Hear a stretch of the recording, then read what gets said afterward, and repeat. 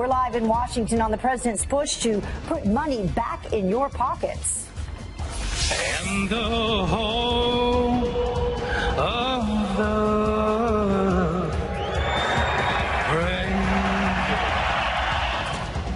All right, so Thursday night football last night, players sending a message of unity during the national anthem, linking arms together. Nobody kneeled, but the fans in the stands still did have a more patriotic message to send out. We'll talk about that.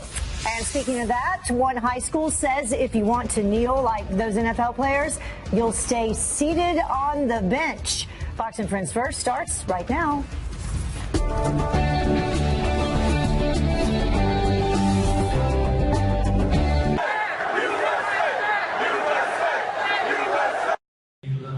Tennessee Titans tight end Delanie Walker doesn't care how his fans feel about this, telling anyone upset about him taking a knee, they can just stay home. Meantime, the Denver Broncos and Pittsburgh Steelers are planning to stand at their next game, which will be on Sunday. As for the NFL, well, it's now plotting a path forward days after sparking nationwide outrage. We just learned Commissioner Roger Goodell is meeting with owners and players about the national anthem protests. And if you're wondering, the Packers beat the Bears 35-14 in the 196th meeting between the NFL's oldest rivalry. Wow. I knew you were wondering. Yeah. Well, a lot of people are forgetting that these are actually games, football games. So what's the score? How are they playing? Exactly. And Aaron Rodgers gave his tickets away to a couple of Green Bay cops for that game as well. I think it was it a Packers home game? I think it was last night's game, but it was definitely a cool part of the story there. A lot of people talking about it. Yeah. Jackie, thanks so much. Yeah.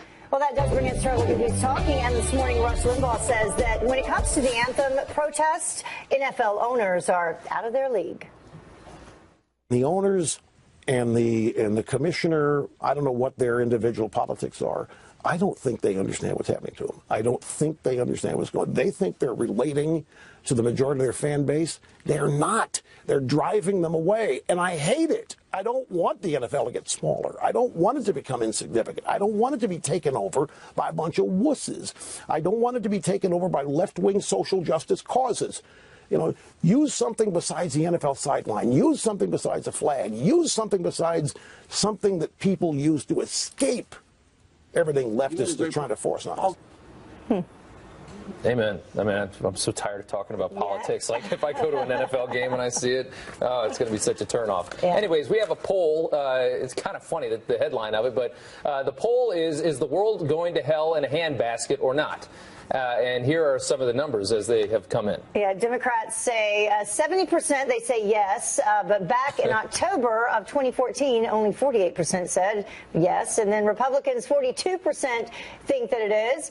But back in 2014, 71%. So the complete opposite, depending on your side of the political spectrum. I think that's very standard issue for when you have a particular party in power and another party's out of power. But here, this could be a reason why. I mean, that's a very bold statement. The world is going to hell in a handbasket. But this could be why. Americans, it seems, are more divided than ever on themes or on things just like the national anthem. And here's Mike Huckabee talking more about that. There are issues in this country that ought to be addressed. And there have been real problems in this country of division, and racism is real. Let's not kid ourselves. I think we've come a long way since the time when I was a little kid growing up in the South. Martin Luther King Jr. used nonviolence, and he used his Christian faith to shame people into realizing he was right. 40, 50 years after the civil rights experience of the 60s, does anybody celebrate Bull Connor? Are there any streets named after him, even in the South? Absolutely not. But every city in America, including every city in the South, has a street named for Martin Luther King. Why? Because he understood the power of getting his message across. And that's one of the issues that we've talked about already. You know, the message, the original message from Colin Kaepernick has been taken over by this political agenda machine. And so that's getting lost in all of this. Yeah. I totally agree. All right, let's move on from that, and let's go over to some more politics on a Friday morning. A big win for President Trump this morning as the U.S. economy shows some serious signs of a surge. Well, this as he continues to promote his new tax reform plan designed to provide an even bigger boost to the middle class. That's what he says. Well, Griff Jenkins is live for us in Washington, D.C. with more. Good morning. Good morning, Heather and Rob. Big speech later this morning. The president will tout his tax plan to the National Association of Manufacturers And we expect the president to paint a big picture, equating the plan and job growth to unifying the nation in the power of Made in America. This, as newly released GDP numbers for the second quarter, offer some encouragement for a growing economy. The president tweeting, quote, the GDP was revised upward to 3.1 for last quarter. Many people thought it would be years before that happened. We have just begun. Meanwhile, Vice President Pence was on the road in the heart of manufacturing, Michigan, saying that confidence in making things here at home is back. Today, American manufacturers are more optimistic than at any point in the last 20 years. And the truth is, confidence is back. Manufacturing is back. And under President Donald Trump, America is back. And we're just getting started. The White House continued to roll out the tax plan with Chief Economic Advisor Gary Cohn dropping by the briefing room to talk to reporters, saying this. Our tax plan is aimed at making sure we give middle-class Americans a tax cut. We are going to give middle-class Americans a tax cut. That is what we are spending all of our time on doing. And we've got lots of tools at our disposal to make sure we do that, and that's what we're going to do. Now, experts say it's too early to tell exactly how Harvey, Irma, and Maria may impact the GDP in the next quarter, but surely it'll add some storm-related distortions, and it's anybody's guess whether they will get that tax plan passed through the House and the Senate, guys. There'll be a lot of haggling on it, I'm sure. A lot of negotiation on that one. Griff, thanks so much. Thanks. Well, there's some new evidence this morning that the leader of ISIS may, in fact, still be alive, despite claims by the Russians that he was, in fact, dead. A terrorist-run news outlet releasing audio of Abu Bakr al-Baghdadi. U.S. officials cannot confirm, though, when it was recorded, but the terror leader does mention specific threats between the U.S. and North Korea. Russian officials claim that he was killed in an airstrike back in June, but the Pentagon was never able to confirm his death. All right, the White House opening an internal investigation into the use of private emails by administration staff. Presidential advisor Jared Kushner is at the center of the probe, along with his wife, Ivanka Trump. His lawyer says his emails were very limited and not classified and were forwarded to other accounts to be preserved. Other former and current officials reportedly being investigated are Steve Bannon, Reince Priebus, Gary Cohn, and Stephen Miller. And in the meantime, Health and Human Services Secretary Tom Price coming clean and paying up for using taxpayer-funded private jets for government and personal use. And he plans to pay back, he says, for $52,000 of his share of the $400,000 total travel bill accumulated just since May. And he will now fly commercial. Clearly, that we're sensitive to the taxpayer on these instances, which is why I've taken the actions that I've taken today. But President Trump says he's not happy with Price. This, as Treasury Secretary Steve Mnuchin and Environmental Protection Agency Secretary Scott Pruitt are also reportedly being looked at for their private plane use. All right, panic and a real mess spreading in Puerto Rico as nearly half the population still does not have access to food, water, or power. Many now looking for a way off of that island. Thousands of people packing a dock in San Juan, hoping to hitch a ride on board a Royal Caribbean cruise ship to the United States. Florida now bracing for thousands of evacuees from the island of Puerto Rico. Meanwhile, Acting Secretary of Homeland Security Elaine Duke headed to Puerto Rico today to get a first-hand look at the devastation in that U.S. territory. Well, a climber is lucky to be alive after surviving not one, but two incidents. This dangerous rock falls that is at Yosemite National Park. Peter Zabrock capturing the exact moment that massive boulders fell Wednesday at the famous El Capitan summit directly beneath him. One climber was killed, and then one day later, another slide in the same exact area just feet from where he was climbing. Officials estimate that the second rock slide was 10 times bigger than the first. He's very lucky. Yeah, he is lucky. All right, hugs, cheers, and tears flooding the House floor as House Majority Whip Steve Scalise returns to Capitol Hill after 3 months of recovering from gunshot wounds.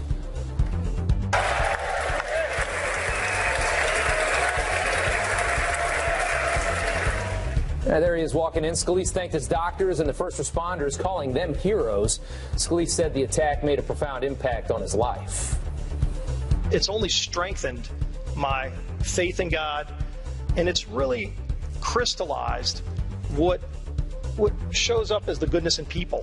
I got to see that goodness in people. Well, Scalise and 4 others were hurt after a gunman opened fire at a congressional baseball practice back in June. That gunman was shot and killed. Yeah. It was an amazing moment. He said he immediately began to pray and that he's an example of miracles. Yeah, that was not an easy recovery either. No. They hit him in a place where he could have lost his life days after that happened. Yeah. Well, the time now is 10 minutes after the top of the hour, and we introduce you to the officer who was all fired up about those NFL anthem protesters yesterday. Listen. People who die for that flag, it ain't a game. That's real life. That's real sacrifice. Today, that officer joins us live, and you better believe there's plenty more where that came from. Also, hire American or else, how the Trump administration is fighting to keep jobs out of the hands of foreign workers. Plus, he's the 43rd president, but he's #1 grandpa, George W. Bush, like you've never seen him. Ahead.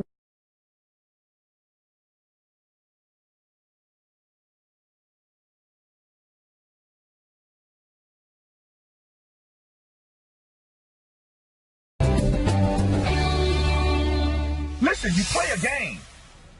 This is fairy tale world. You suit up, you lose, you go home. Real heroes, when they lose games, they don't come back. The people who die for that flag, it ain't a game. That's real life. That's real sacrifice. That's well said. And standing up to those who are taking a knee right now, a fed-up police officer going viral for putting what he calls pampered NFL millionaires in their places. And this morning, Arizona police officer Brandon Tatum joins us live. Officer, thank you so much for coming on this morning. We really do appreciate your time. I know it's very early in Arizona.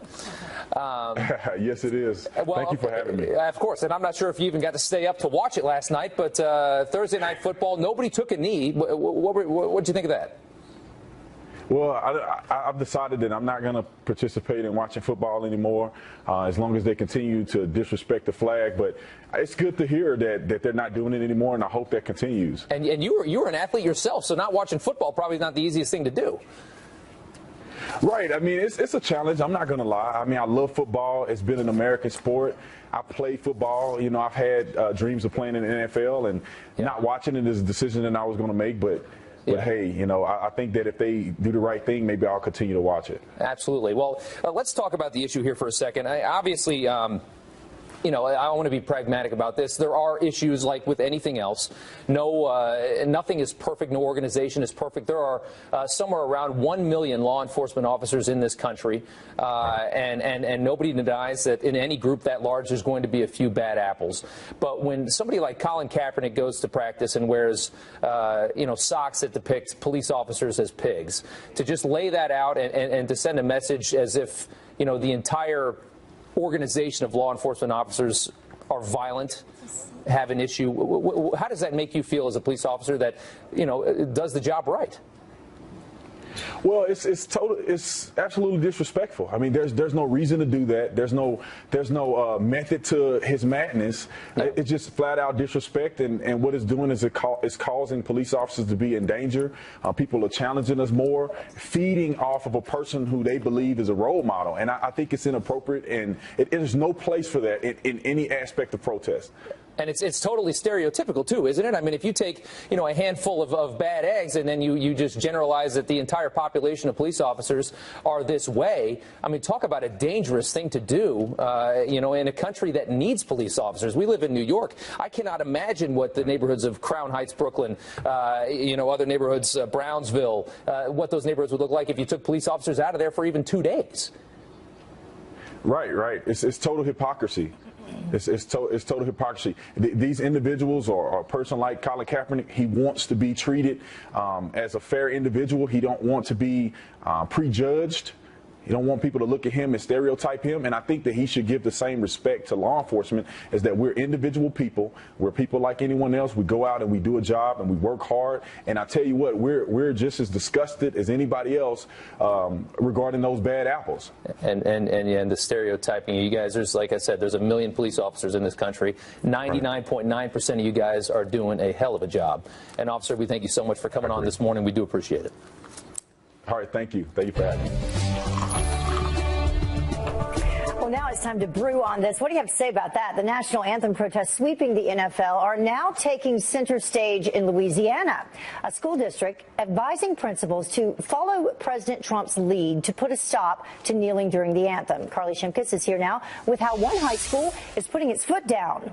Good morning, Heather and Rob. That's right. The Bossier Parish School District in Louisiana is taking a bold stance on this whole issue. The principal of Parkway High School, Waylon Bates, saying he will kick students off of sports teams if they do not stand respectfully while the national anthem is played. The letter to students reads, quote, failure to comply will result in a loss of playing time and our participation as directed by the head coach and principal. Continued failure to comply will result in removal from the team. Now, the American Civil Liberties Union claiming enforcing these rules on athletes is a violation of their First Amendment rights. So we wanted to ask you, should high schools punish players who protest the anthem? Send us your comments on Facebook, Twitter, or send an email to foxfriendsfirst@foxnews.com, and we'll share them later on in the show. Rob, Heather, should be pretty interesting. Yes, the controversy continues. Every time we ask for comments, we usually get some good ones. We sure get a whole lot of them. Love Brandon, though. Yeah. Awesome. Oh, yeah, he was great. All right, 19 minutes after the hour now, a librarian tosses children's books donated by First Lady Melania Trump. And you might be able to guess, but we're going to tell you why. Makes no sense. And it is National Coffee Day, where you can find the best deals for your daily dose of caffeine. Up next.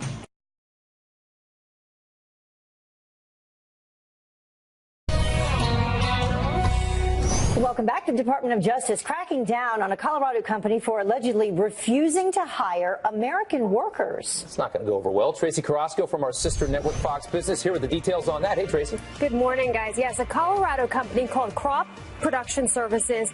The Justice Department has filed suit against them for saying they refused to hire American workers, instead chose to hire seasonal foreigner workers. Now, the Justice Department says they were working on a settlement with the company, but those talks broke down when they couldn't agree on anything. Now, the DOJ statement reads in part, in the spirit of President Trump's American executive order on Buy American and Hire American, the Department of Justice will not tolerate employers who discriminate against U.S. workers because of a desire to hire temporary foreign visa holders. And now this, Whole Foods Market, they said that credit card payment information may have been stolen from tap rooms, restaurants, and other venues located inside of its stores. Now, this doesn't apply to the grocery store checkouts because they use a different point of sale, but we don't know exactly the scope of this data hack, when it happened, but law enforcement is involved. And it is National Coffee Day today. So what does that mean? That means free coffee for everybody. A lot of places giving out free coffee. Cinnabon, you can get a 12-ounce coffee. Krispy Kreme, they're celebrating all weekend. Get a free cup of coffee any size today through Sunday. Other places, Pete's Coffee, 7-Eleven, Tim Hortons also have deals. And Dunkin' Donuts, they have brought in some goodies for us to celebrate National Coffee Day. We've got fall favorites here. Yes. Is everybody ready for dessert? Yes. It's 5:25 in the morning. The thing that I think is interesting is that says maple coffee. Is that what Yes, there's a new maple pecan coffee. Sure. Okay. We're assuming try that's the maple. Yeah. Right. Thanks. Right? And pumpkin spice over This there, is of regular course. coffee. Yeah, I'm going to try the pumpkin spice. I'll take a pumpkin spice too. pumpkin? Yes. My first cup of coffee. Thank you. There you go. I'm sure you do too. So cheers to National Coffee Day. Cheers, Yeah, friends. absolutely. Cheers. Oh my God, the Cheers. maple. Cheers to the Maple is donut. really delicious. Always Jackie's already got a donut. I love You it. know what? I got another one in here, Rob. Baby wants it. You know what I'm saying? All right, let's That's right. Oh, yum. We've got plenty of donuts. on It smells so good, I'm too. gonna do it anyway. That's what I love about you. All right. Not afraid to Bold move. We got our sugar bomb. Yes, All right. we do. Thank you so much, Thanks, Tracy. guys. Well, the time now is about 25 minutes after the top of the hour. Will Black Lives Matter ever be held accountable for their violent protest? One judge just made them untouchable. Also, more protests at Thursday Night Football, sort of. So what do you think? What do fans think? I've been through 2 wars. I've seen a lot, lost a lot of friends, and that flag is actually something. We all should stand for the flag. This is America. All right, Todd Pyro hit the tailgates in Green Bay, a city that loves its football. He joins us live with a response from fans. That's coming up next. And what brought these 3 former presidents all together? We'll tell you up next. Cheers to you. Maybe it's donuts. Yeah.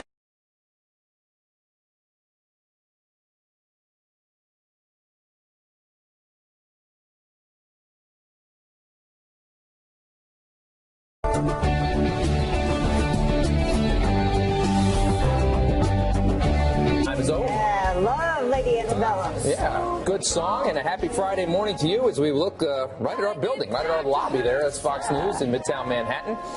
And we are back, and patriotism taking center stage during Thursday night football. Yeah, the Green Bay Packers, the Chicago Bears, all on their feet, linking arms during the national anthem. Not one player took a knee.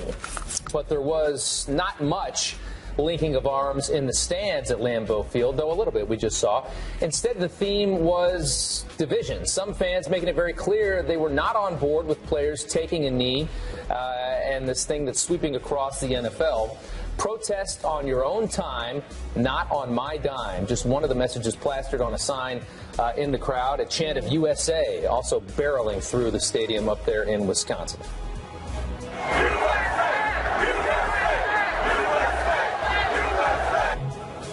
Yeah, fans not really happy. The NFL now plotting a path forward days after sparking nationwide outrage. And we just learned that Commissioner Roger Goodell is meeting with owners and players about the anthem protest. And before last night's game, our very own Todd Pyro spoke with the fans to get their take on it. That's right. He joins us live now from Green Bay with more on that. Hey, Todd. Good morning, Heather and Rob. Yeah, right now we are outside one of the most famous fields in all the world, Lambeau Field, where last night one of the most storied rivalries was renewed. Green Bay Packers versus Chicago Bears. But outside the stadium before the game, we talked with individuals about what really is the national conversation right now. Check it out. As a veteran, when people kneel for the national anthem, what do you think? I've been through 2 wars. I've seen a lot, lost a lot of friends, and that flag is actually something.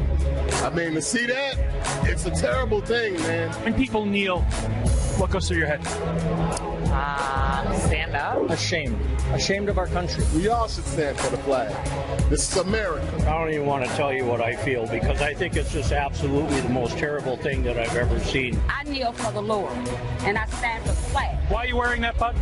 I think you stand for the American flag. Do you stand for the national anthem? Do you agree with the president when he tells team owners that if they have players on their team that refuse to stand for the national anthem, that they should be fired? I don't think that is the president's decision. As an owner of the Packers myself, I think that when I saw Kendrick and all the other ones kneeling, that really disappointed me. I bought season tickets to watch these players play football, not lock arms. If your team knelt entirely, would you give up your season tickets? Oh yeah, absolutely. Do it at some other time. The national anthem is sacred to us. The flag is sacred to us. You want to protest? Don't do it on your boss's time. Don't do it on my time. I mean, I've been through too much, seen too much. I'm a disabled vet, actually. I took 3 shots for this country. I still stand for the flag. I'm in the military. My brother's in the military. I have friends that are wrapped in the flag. I have family that's wrapped in the flag. And I just feel like if you're going to protest, that isn't the right time to do it. After interviewing fans outside Lambeau about kneeling for the national anthem, we're here inside a bar just steps away from the stadium to see the response as the anthem is played.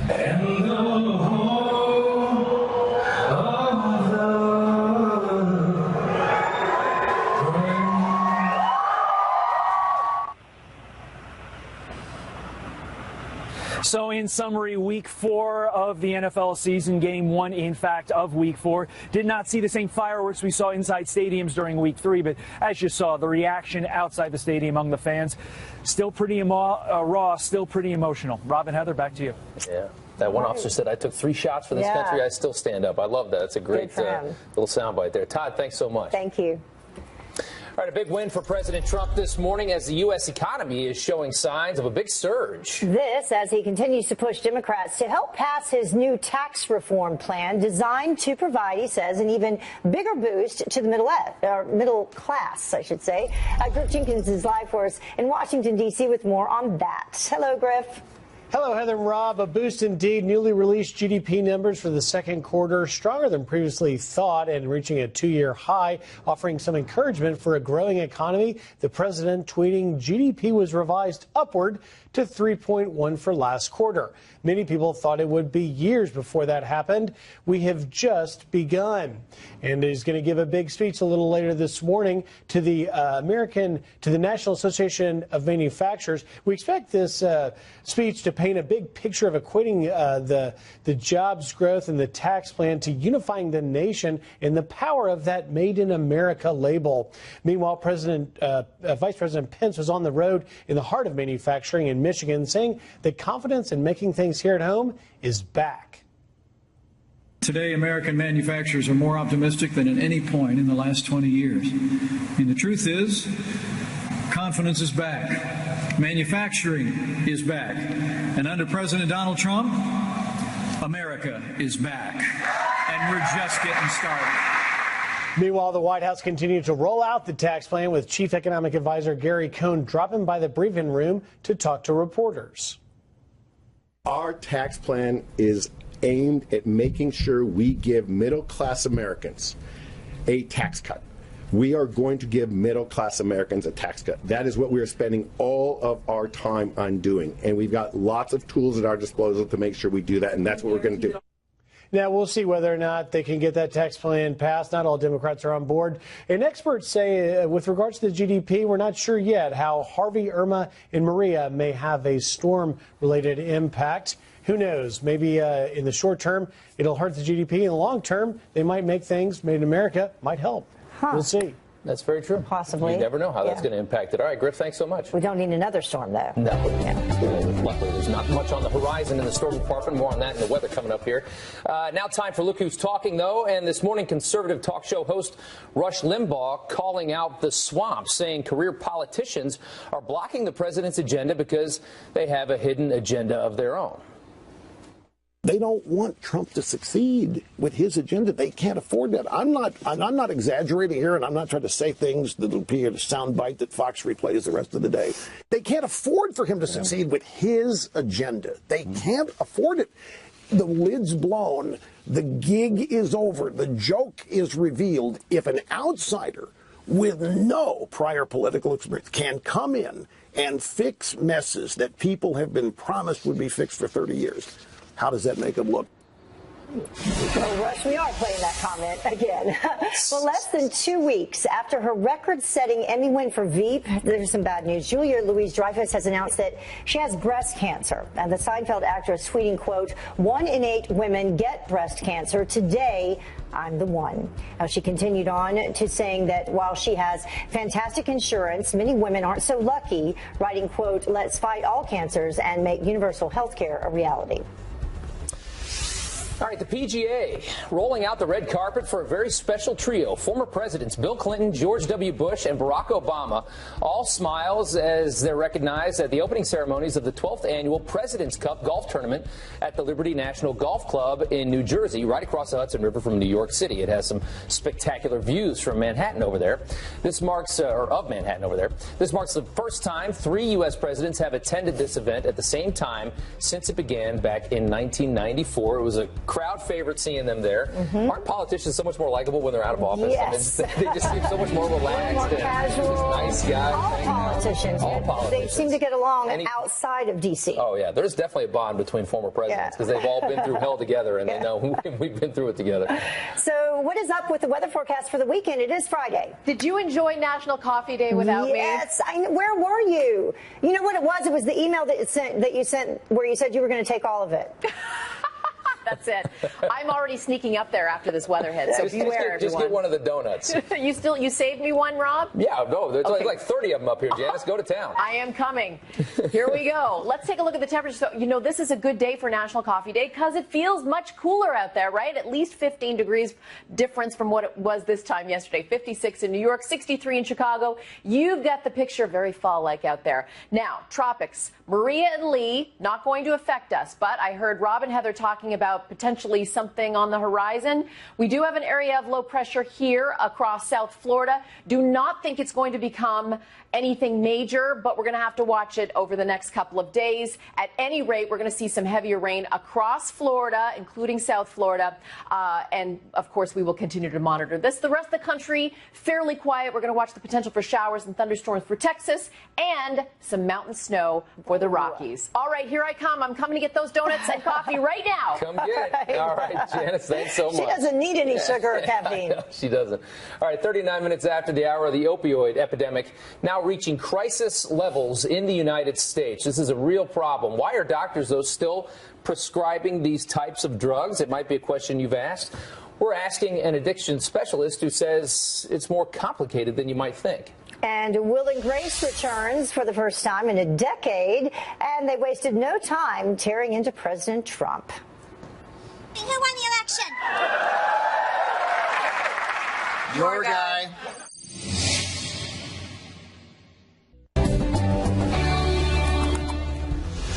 All right, welcome back. The Trump administration continuing its crackdown on sanctuary cities. ICE arresting nearly 500 illegal immigrants in a massive sweep across the country. The raid, referred to as Operation Safe City, spanned 4 days. It stretched from Los Angeles all the way to New York City.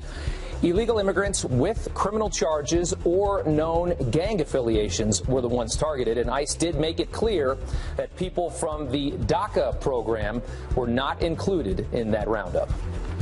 All right, a federal judge single-handedly protecting Black Lives Matter in a court of law. No justice, no peace. No justice, no peace. This is, of course, a controversy over all the damage caused in these protests, a lot of violent protests. A judge ruling, though, that Black Lives Matter cannot be sued for any of the damage, calling it a social movement, not an entity, so they cannot be sued. This comes as a police officer filed a lawsuit after he was hurt during violent protests in Baton Rouge. The cop also tried to sue activist leader DeRay McKesson. The judge ruled he was within his rights to demonstrate, though. Thank you, Rob. Now to a very important topic. The White House Opioid Commission now gaining support from the First Lady. I plan to use my platform as First Lady to help as many kids as I can. I look forward to working alongside the Presidential Opioid Commission and people such as yourself to do all we can to teach children the dangerous consequences of drug abuse. Well, as the Trump administration ramps up the fight against addiction, we want to know when doctors should prescribe opioids. When are they useful and what their patients need to know? So we're asking board-certified psychiatrist and addiction specialist, Dr. Dominic Sportelli. Thank you so much for coming in early this morning. Thank you so much for having me, Heather. Such an important topic. Yeah, so let's talk about where you say it begins. And it begins with over-prescribing these medicines. It did. What we saw in the late 2011, 2012, we saw sort of a decline in the prescription opiate overdoses, but it really started, the root of this problem started with over-prescribing because it put it out there in the community.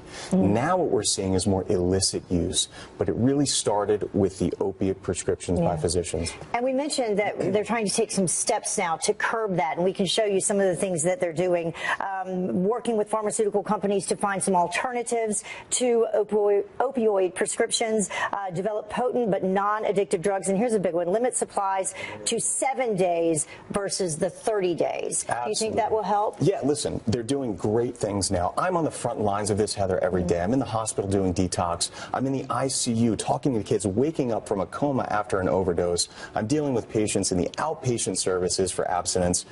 We need to do things, right? So what's happening now is doctors have to be held accountable. What's happening is this: when I prescribe an opiate, if I were to prescribe an opiate, I need to look up the patient's history, make sure no other physicians are prescribing opiates for this person, then prescribe with a limited amount. That puts a lot of accountability on the doctor. It puts less medicine out in the community, and it really prevents patients that are doctor shopping from getting excessive supply. Yeah. So put more responsibility on the doctors in terms of knowing what drugs these patients may be taking, whereas now I know a lot of the pharmacies are supposed to be responsible for that, right? True, yeah. True, absolutely. So you personally have dealt with it, so you know what you're talking about in terms of your family. You know, one of the reasons why I do addiction medicine and I specialize in addiction, and I really, really enjoy helping people with this horrible epidemic is because I grew up with it. You know, I had a family member that was dealing with heroin addiction, and when I was a young child, I grew up and I saw how devastating it was to the family, literally breaking families apart. And on a personal level, I saw the suffering and the money and the rehabs and just the horrific outcomes, and I really wanted to make a difference. And now it's a wonderful thing to see people get better. Yeah. You know? So what is the answer ultimately? I mean, less prescriptions, non-addictive medicine. When would someone need this? Is there a reason people would actually need these? Well, see, that's the dilemma. That's the ethical dilemma, is right now, as physicians, here's the facts. We don't have anything to treat chronic pain. That's the problem. Okay. Opioids have changed medicine for the better. There's no question about it. Post-surgical, you know, when you have someone that has terminal cancer, for example, they need opiates to help them lead better lives.